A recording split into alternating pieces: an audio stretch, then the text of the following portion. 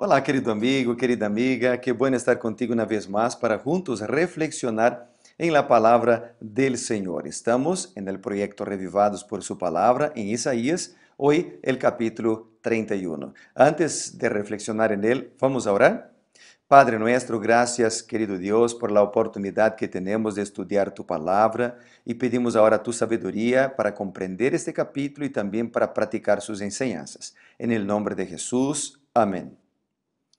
Muy bien, Isaías capítulo 31 es uno de los capítulos que presentan los ayes, ¿verdad? Contra las naciones. Y acá nosotros, en este capítulo, tenemos un mensaje de Isaías que continúa reprendiendo a los líderes de Judá. ¿Por qué? Porque ellos buscan ayuda con Egipto contra Asiria. No sé si tú te acuerdas, pero la caballería de Judá era tan débil que los asirios, irónicamente, ¿verdad? Ofrecieron a Ezequías 2,000 caballos si él podría conseguir jinetes para usar a los caballos, ¿no? Eso está en Isaías 36 todavía. Entonces los líderes hebreos intentaron remediar esta debilidad apelando para Egipto. Y acá nosotros tenemos entonces una reprensión en contra de este tema en el capítulo 31. Por ejemplo, el versículo 1 dice, ay de los que descienden a Egipto en busca de ayuda. Después dice, confían en los caballos y ponen su esperanza en los carros, porque son muchos, en los jinetes, porque son valientes, jinetes de Egipto, ¿verdad? Y ahí dice, pero no miran al Santo de Israel ni buscan a Jehová. Viste que acá hay la expresión confían en los caballos, es decir, dependen de los caballos. Es porque en la antigüedad los caballos se usaban casi que exclusivamente para la guerra, ¿no? Entonces, en una ocasión, por ejemplo, Dios le concedió a Israel una notable victoria sobre los caballos y carros del faraón. Tú puedes mirarlo ahí en Éxodo capítulo 14, por ejemplo, el capítulo 15 también. Pero este Dios que les concedió victoria sobre los caballos y los carros de Faraón fue olvidado. Dice acá, no miran al Santo de Israel, no buscan a Jehová. El pueblo buscó a Egipto como fuente de ayuda, que en ese momento era una nación relativamente débil, y se olvidó de buscar ayuda con el Señor.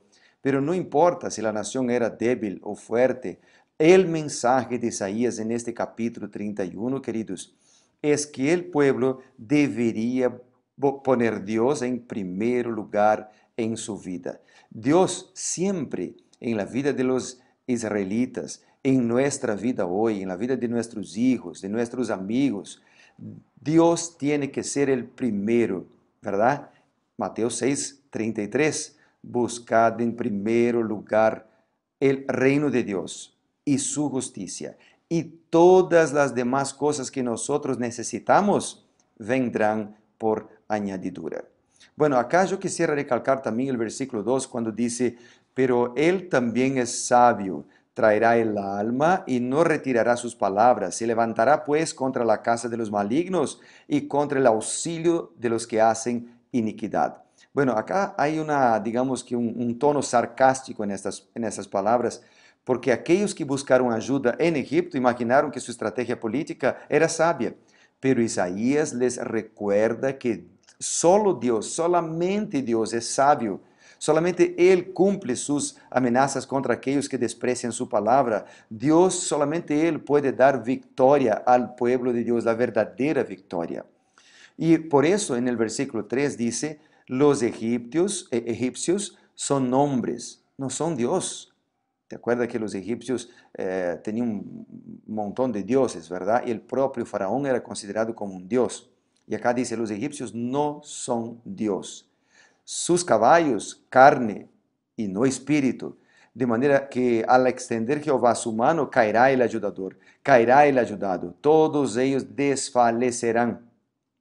A pesar de toda la sabiduría de la que estaban orgullosos y de los recursos materiales que tenían los egipcios, ellos eran seres humanos. Aunque tengamos mucha plata, aunque tengamos nuestros recursos intelectuales, aunque tengamos fama, hay que recordar que solamente Dios es nuestro Redentor. Solamente en Él encontraremos justicia y verdadera libertación.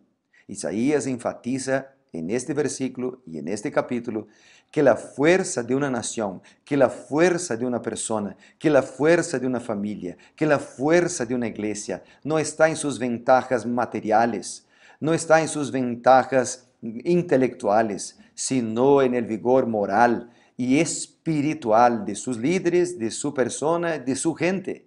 Así que este capítulo recalca la importancia de la búsqueda de Dios, de poner a Dios en primer lugar en nuestra vida. El versículo 6 hace un llamado, por ejemplo. El versículo 6 dice: volved a aquel contra quien se rebelaron gravemente los hijos de Israel. Volved. Esta palabra volved también puede ser traducida, y de paso algunas Biblias así lo traducen como convertirse. Es un llamado a conversión. Y de hecho, una de las metas más grandes de Isaías era traer el pueblo de Judá, de regreso a Dios.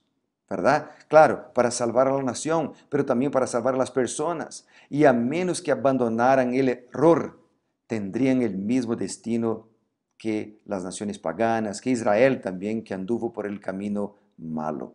Así que, querido amigo, acá nosotros tenemos un llamado, acá nosotros tenemos una invitación para volver al Señor, para convertirse al Señor, para cambiar el rumbo de nuestra vida. Pero solo no tenemos fuerzas. Tenemos que buscar la ayuda del Señor y el poder del Espíritu Santo para poder lograrlo. Bueno, yo quisiera terminar con el versículo 5, porque te acuerdas que ayer yo mencioné de la importancia de separar un versículo y entonces escribir las impresiones en una hoja de papel, en un cuadernito. Entonces yo tengo aquí mi cuaderno y yo quisiera entonces recalcar lo que he aprendido en el versículo 5, que es el versículo que yo elegí y subrayé y hablé con Dios en esta mañana.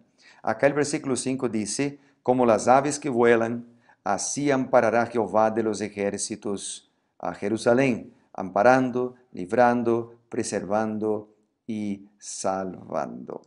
Bueno, querido amigo, yo he subrayado acá por lo menos 4 lecciones en este versículo. En primer lugar, he puesto acá en mi cuadernillo. Primero, Dios ampara. Dice el versículo 5, ¿no? Así amparará Jehová. Y repite después una vez más cuando dice amparando Jehová. Entonces, Jehová ampara sus hijos. Y esta expresión ampara a sus hijos me hace quedar seguro, porque yo no necesito tener miedo, yo estoy amparado por Dios. Número 2, dice que Dios me libra.